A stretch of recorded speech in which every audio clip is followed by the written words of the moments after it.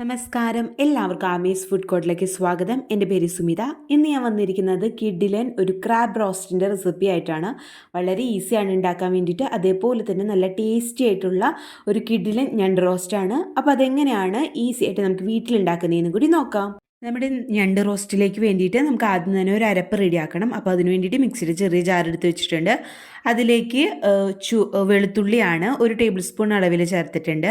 ഒരു വലിയ പച്ചമുളക് 2 കട്ട് ചെയ്തത്, ഒരു വലിയ കഷ്ണം ഇഞ്ചി നല്ലപോലെ ക്ലീൻ ചെയ്ത് അത് ചെറിയ പീസസ് ആയിട്ട് ഇട്ട് കൊടുത്തിട്ടുണ്ട്. ഒരു 15 ചുവന്നുള്ളിയോളം ക്ലീൻ ചെയ്തെടുത്തിട്ടുണ്ട്. അതും മിക്സഡ് ജാറിലേക്ക് ഇട്ട് കൊടുത്തിട്ടുണ്ട് കേട്ടോ.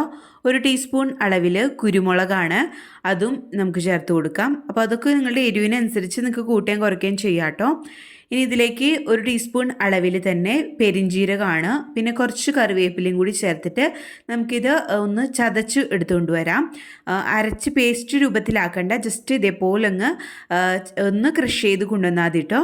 അപ്പോൾ ഇതൊരു സൈഡിലേക്ക് മാറ്റി വയ്ക്കാം. അപ്പോൾ നമ്മുടെ ക്രാബ് റോസ്റ്റ് നമുക്ക് റെഡിയാക്കാൻ തുടങ്ങാം. അപ്പോൾ അതിന് വേണ്ടിയിട്ട് മൺചട്ടിയാണ് എടുത്തിരിക്കുന്നത്. അതിലേക്ക് ഒരു 3 ടേബിൾ സ്പൂൺ വെളിച്ചെണ്ണ ഒഴിച്ച് കൊടുത്തിട്ടുണ്ട്.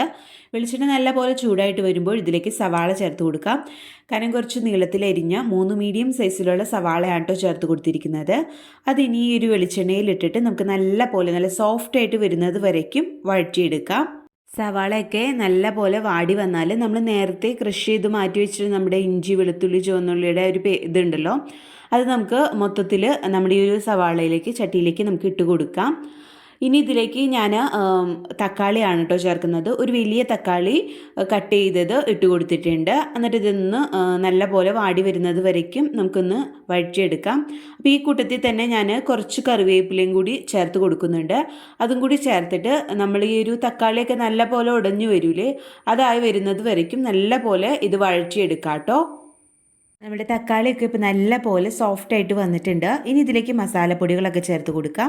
1/2 ടീസ്പൂൺ മഞ്ഞൾപ്പൊടി, 2 ടീസ്പൂൺ അളവിൽ മല്ലിപ്പൊടി ചേർത്തിട്ടുണ്ട്. പൊടികളൊക്കെ ചേർത്ത് കൊടുക്കുമ്പോൾ ഫ്ലെയിം ലോ ആക്കി വെക്കാൻ ശ്രദ്ധിക്കുക. അതേപോലെ തന്നെ നിങ്ങളുടെ ടേസ്റ്റിനനുസരിച്ച് വേണം പൊടികളുടെ അളവൊക്കെ നിശ്ചയിക്കാൻ വേണ്ടിയിട്ട്. അതേപോലെ 1 ടീസ്പൂൺ എരിവുള്ള മുളക് പൊടിയും 1 ടീസ്പൂൺ കാശ്മീരി മുളക് പൊടിയും ആണ് ചേർത്ത് കൊടുത്തിരിക്കുന്നത്. എന്നിട്ട് ഇത് നല്ല പോലെ നമ്മളങ്ങ് മൂപ്പിച്ചെടുക്കണം. ആ പൊടികളുടെ പച്ചക്കുത്ത് മാറി വരുന്നത് വരയ്ക്കും നമുക്കിതങ്ങ് മൂപ്പിച്ചെടുക്കാം കേട്ടോ. എരിവിനനുസരിച്ച് നമുക്ക് പൊടികളൊക്കെ ചേർത്ത് കൊടുക്കാം. ഇപ്പോൾ ഇതാ പൊടികളൊക്കെ നല്ല പോലെ മൂത്ത് നല്ല പോലെ നമ്മുടെ സവാള എല്ലാവരും വാടി വന്നിട്ടുണ്ട്. ഇനി ഇതിലേക്ക് നമുക്ക് ഞണ്ട് ചേർത്ത് കൊടുക്കാം. 1 കിലോ ഞണ്ട് നല്ല പോലെ ക്ലീൻ ചെയ്തെടുത്തതാണ് കേട്ടോ. അപ്പോൾ അത് നമുക്ക് ചട്ടിയിലേക്ക് ഇട്ട് കൊടുക്കാം. ഇനി ഇതിലേക്ക് ആവശ്യത്തിനുള്ള ഉപ്പും കൂടി ചേർത്തിട്ട് ജസ്റ്റ് ഇതൊന്ന് മിക്സ് ചെയ്ത് കൊടുക്കാം കേട്ടോ. അപ്പോൾ നമ്മൾ എന്തോരം അളവിലാണ് ക്രാബ് എടുക്കുന്നത് അതിനനുസരിച്ച് പൊടികൾ ചേർത്ത് കൊടുക്കാം കേട്ടോ. ഞാൻ ഗരം മസാല ഈ സമയത്ത് ചേർക്കുന്നില്ല, അവസാനമാണ് കേട്ടോ ചേർക്കുന്നത്. അപ്പോൾ ജസ്റ്റ് നമ്മുടെ ഒരു ക്രാബിലേക്ക് വേണ്ടിയിട്ടുള്ള ഉപ്പും കൂടി ചേർത്തിട്ടൊന്ന് മിക്സ് ചെയ്ത് കൊടുത്തിട്ടുണ്ട്.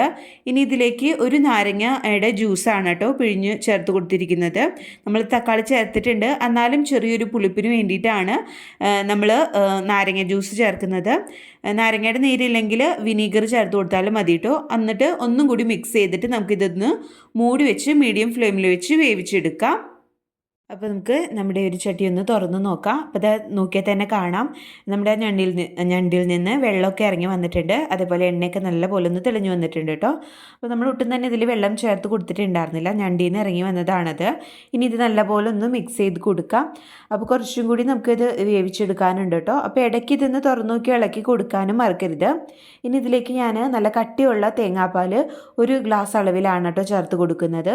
ഒരു ചെറിയ ഗ്ലാസ് അളവിൽ 1 കപ്പ് നല്ല കട്ടി തേങ്ങാപ്പാൽ ചേർത്തിട്ട് നല്ല പോലൊന്ന് മിക്സ് ചെയ്ത് കൊടുക്കാം. ഇനി ഇതിലേക്ക് ഈ സമയത്താണ് കേട്ടോ നമ്മൾ ഗരം മസാലയും പെപ്പർ പൗഡറും ഒക്കെ ചേർത്ത് കൊടുക്കുന്നത്. അപ്പോൾ ഞാൻ 1 ടീസ്പൂൺ അളവിൽ ഗരം മസാല, അതേപോലെ തന്നെ ഒരു 1/2 ടീസ്പൂൺ അളവിൽ പെപ്പർ പൗഡറാണ് കേട്ടോ ചേർത്ത് കൊടുത്തിരിക്കുന്നത്. എന്നിട്ട് ഇത് നല്ല പോലെ ഒന്ന് മിക്സ് ചെയ്ത് കൊടുക്കാം. പൊടികളുടെ അളവൊക്കെ നിങ്ങളുടെ ടേസ്റ്റിനനുസരിച്ച് ഞാൻ നേരത്തെ പറഞ്ഞ പോലെ തന്നെ ടേസ്റ്റിനനുസരിച്ച് മാത്രം ചേർത്ത് കൊടുക്കാം കേട്ടോ. ഇനി ഇത് നല്ല പോലെ അങ്ങ് മിക്സ് ചെയ്തതിന് ശേഷം മൂടി വെച്ച് നമുക്കൊന്നും കൂടി വേവിച്ചെടുക്കാം. അപ്പോൾ ഇതാ നമുക്ക് നമ്മുടെ കറി തുറന്ന് നോക്കാം. അപ്പോൾ ഇത് നല്ല പോലെ തിളച്ച് നമ്മുടെ ഞണ്ടൊക്കെ നല്ല പോലെ വെന്ത് വന്നിട്ടുണ്ട് കേട്ടോ. എണ്ണയൊക്കെ നല്ല പോലെ തെളിഞ്ഞു വന്നിട്ടുണ്ട്. ഈ സമയം നിങ്ങൾ ഉപ്പൊക്കെ നോക്കുക, കുറവുണ്ടെങ്കിൽ ചേർത്ത് കൊടുക്കുക കേട്ടോ. ഇപ്പോൾ കുറച്ച് തിക്ക് ഗ്രേവിയോട് കൂടിയാണ് ഇരിക്കുന്നത്. നിങ്ങൾക്ക് ഈ ഒരു സ്റ്റേജിൽ ഗ്രേവിയോട് കൂടിയാണ് വേണ്ടതെങ്കിൽ ഈ ഒരു സ്റ്റേജിൽ നമുക്ക് ഫ്ലെയിം ഓഫ് ചെയ്യാവുന്നതേ ഉള്ളൂ.